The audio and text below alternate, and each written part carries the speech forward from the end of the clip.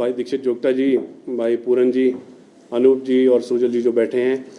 सर्वप्रथम मैं आप सभी मीडिया बंधुओं का यहाँ पर आने के लिए तहे दिल से आभार व्यक्त करता हूँ। आप समय समय पर जब भी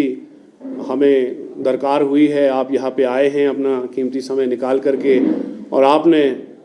ना ही सिर्फ हमारा समर्थन किया है परंतु जितने भी किसान बागवान भाई जिनकी आवाज़ लेकर के हम आते। पशुपालकों का रखा ख्याल, दूध का समर्थन मूल्य देकर पूरी की गारंटी। हिमाचल प्रदेश हिंदुस्तान का पहला राज्य बना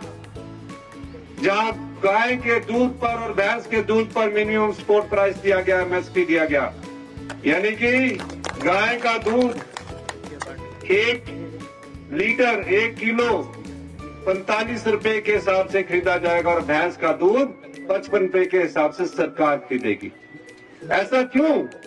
ऐसा इसलिए कि जो गांव में बैठा हुआ किसान है उसके हाथों में पैसा पहुंचे।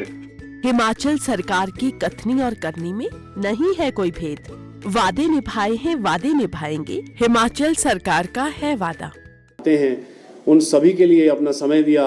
मैं उन सभी की ओर से आपका तहे दिल से आभार करता हूं। बहुत बहुत धन्यवाद। आज का दिन कई रूप से हमारे लिए ऐतिहासिक है। सर्वप्रथम ये कि मुझे जो कार्यभार मिला है राष्ट्रीय कार्यकारिणी में नेशनल जॉइंट कोऑर्डिनेटर का, ऑल इंडिया किसान कांग्रेस का, उसके लिए मैं शीर्ष नेतृत्व का, चाहे केंद्र में हो या प्रदेश में हो,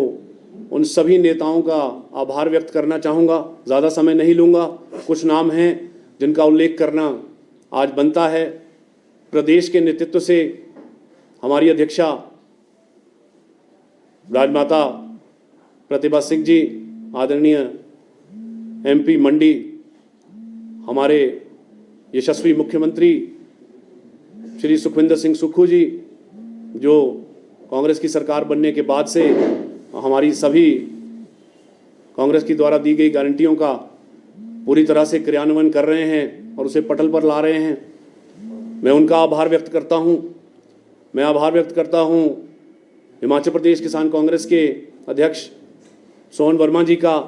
जिनका मार्गदर्शन हमें लगातार मिलता रहा है। मैं उन सभी लोगों का आभार व्यक्त करता हूं जिन्होंने हमें किसानों बागवानों के मुद्दों में, किसानों बागवानों की आर्थिकी को सुदृढ़ करने में, प्रदेश में उनका स्तर उठाने में आज तक मदद की है। केंद्र में हमारा शीर्ष नेतृत्व अध्यक्ष श्री मल्लिकार्जुन खड़गे जी, पूर्व में अध्यक्षा रही श्रीमती सोनिया गांधी जी, श्री राहुल गांधी जी, प्रियंका गांधी वाड्रा जी, हमारे राष्ट्रीय अध्यक्ष किसान कांग्रेस के जो भोलाट से एमएलए भी हैं श्री सुखपाल खेड़ा जी, और मेरे बड़े भाई जो नवनियुक्त कार्यकारिणी में उपाध्यक्ष के पद पे नियुक्त किए गए हैं श्री अखिलेश शुक्ला जी, मैं उनका तहे दिल से आभार करता हूं, क्योंकि उन्होंने हिमाचल जैसे एक छोटे राज्य से और मेरे जैसा एक व्यक्ति जो बहुत छोटी जगह से आता है, ठियोग विधानसभा क्षेत्र में क्यारा नामक एक गांव है कंदरू परगणे के अंतर्गत, मैं वहां से आता हूं, डिस्ट्रिक्ट शिमला का रहने वाला हूं। ज़िला शिमला के लिए ये गर्व की बात है कि उन्होंने एक ऐसे छोटे गांव से आने वाले व्यक्ति को राष्ट्रीय कार्यकारिणी में एक ऐसा पदभार दिया कि जिससे मुझे लगता है आने वाले समय में ना ही सिर्फ प्रदेश के किसानों बागवानों के लिए बल्कि राष्ट्र के कहीं के भी किसान हों, बागवान हों, उन लोगों की आवाज़ को उठाने के लिए हमें एक मंच दिया, एक पद ऐसा दिया जिससे कि हम आगे जा कर के उनकी आवाज़ बुलंद कर सकें, उनके लिए वो लड़ाई लड़ सकें। क्योंकि आप जानते हैं कि किसान और बागवान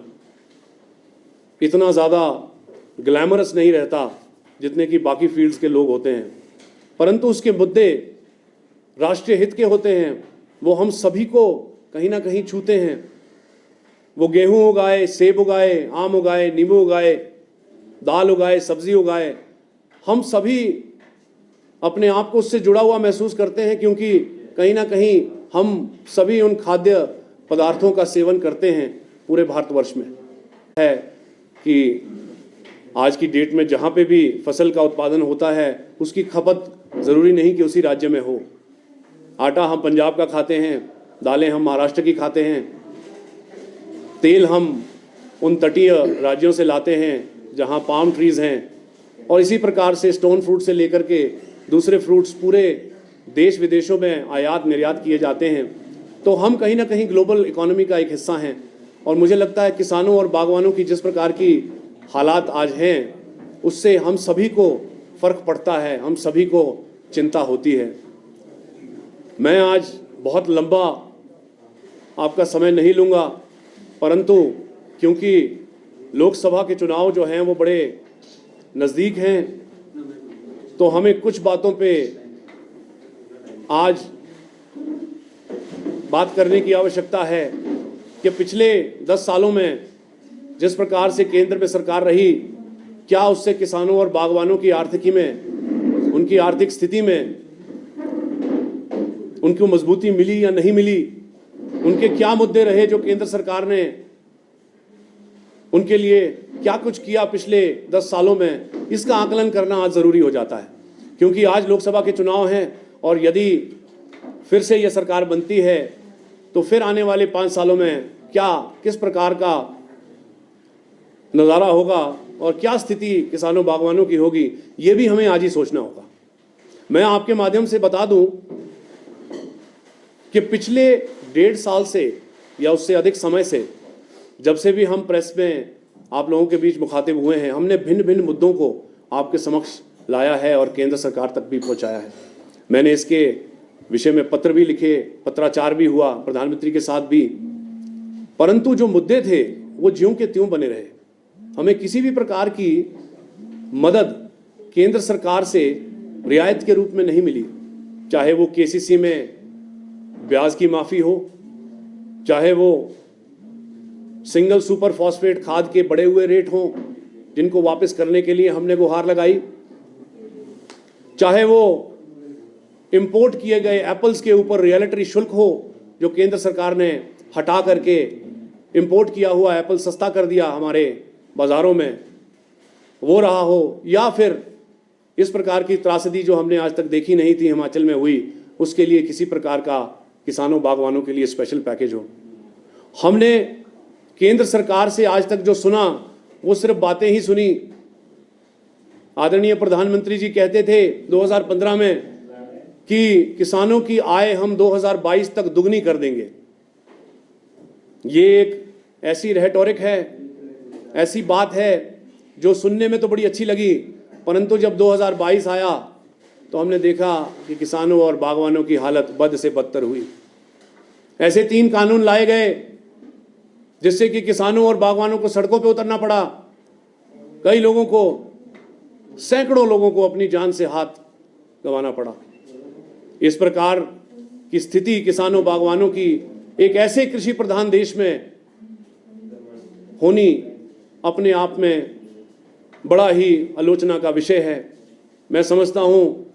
कि पिछले 10 सालों में जिस प्रकार की हालत किसानों बागवानों की हुई है, आने वाले समय में ऐसी ना हो, इसके लिए आज आवश्यकता है हम लोगों को आकलन करने की। आज आवश्यकता है किसानों बागवानों की बात को सामने रख करके एक नई सरकार को चुनने की। जिस प्रकार से हिमाचल प्रदेश में पिछले 1.25 साल से थोड़ा सा ऊपर का समय हुआ कांग्रेस की सरकार को बने हुए, और विभिन्न ऐतिहासिक फैसले लिए गए। हमारे बागवानी मंत्री और आदरणीय मुख्यमंत्री जी ने जिस प्रकार सेब के लिए यूनिवर्सल कार्टन का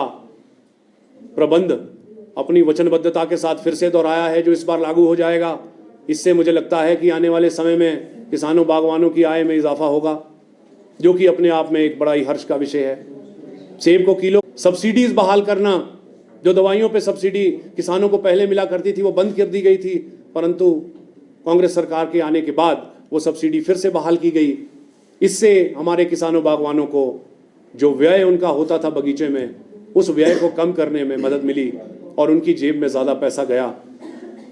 साथ ही साथ कांग्रेस सरकार ने जितनी भी गारंटीज अपने घोषणा पत्र में की थी, उन्हें चरणबद्ध तरीके से मुख्यमंत्री और कांग्रेस सरकार पूरा करने में जुटी हुई है, चाहे वो महिलाओं को 1500 रुपये देने की बात हो या फिर ओपीएस को बहाल करने की बात। मुझे लगता है कि कांग्रेस की सरकार जिस प्रकार से कार्य कर रही है, आने वाले समय में इस प्रदेश की जनता का हित उसमें निहित है। लेकिन जहाँ तक बात केंद्र सरकार की आती है, केंद्र सरकार ने हमें सिर्फ बातों के अलावा कुछ नहीं दिया। वो सिर्फ हिमाचल प्रदेश की ही बात नहीं है, पूरे देश के किसानों और बागवानों के लिए केंद्र सरकार ने यदि कुछ किया तो वो सिर्फ बातें ही दी। और अब ये समय है, आपके माध्यम से मैं फिर से एक बार शेष नेतृत्व का धन्यवाद करता हूँ और आने वाले समय में मैं इस पटल से ये वादा करता हूँ कि हिमाचल प्रदेश के किसानों बागवानों के हित की बात हम केंद्र के हर पटल पर उठाएंगे और जो जिम्मेवारी हमें शीर्ष नेतृत्व ने दी है उसे पूरी ईमानदारी के साथ वहन करने की कोशिश करेंगे। मैं आप सभी मीडिया बंधुओं का यहाँ आने पर तहे